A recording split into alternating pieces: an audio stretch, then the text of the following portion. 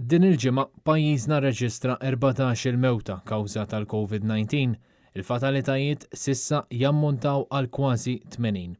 Fl-aħħar jiem aktar minn 1000 każ ġdid ta' coronavirus f'Malta u f'Għawdex. Il-persuni li jinsabu rikoverati fl-isptarijiet minħabba l-pandemija huma kważi 200.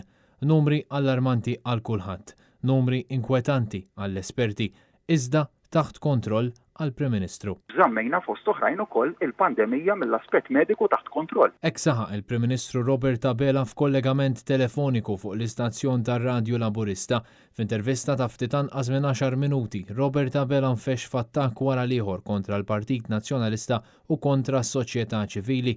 Madankollu, Robert Abela reġa' faħħar il-proposta tal-Partit Nazzjonalista tal-iskema tal-vouchers fejn saħaq li din kienet taġid għall-ekonomija ta' Malta.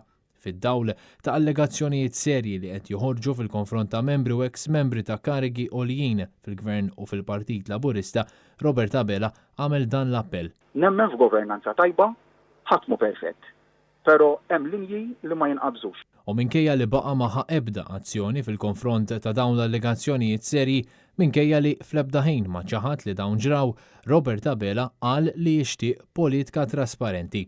Tgħid ħaġa u mbagħad inti stess tkun għamilt ħafna għax jekk tagħmel hekk tkun ipokrita u m'hemmx kelma oħra kif tista' tiddeskrivi dal-aġir. Jien nitkellem b'mod differenti, iżda jien nappella l-politika li verament tkun tispira fiduċja fin-nies, politika li tkun onesta, trasparenti. Fl-aħħar ġimgħa biss, il-Partit Laburista mill-ġdid fl-aħbarijiet għal raġunijiet ħżiena kif ħarġet l-aħbar li allegatament persuni jew persuna mill-Labor kienu involuti fi pjan ta' serqa fuq il-bank HSBC 10 snin ilu. Il-Gvern kien suġġett ukoll għal kritika qawwija għal mod kif ħatar li ċ-Chairman tal-FIAU mingħajr ma ressaq din id-deċiżjoni għall-iskrutinju parlamentari kif titlob il-Kostituzzjoni ta' Malta.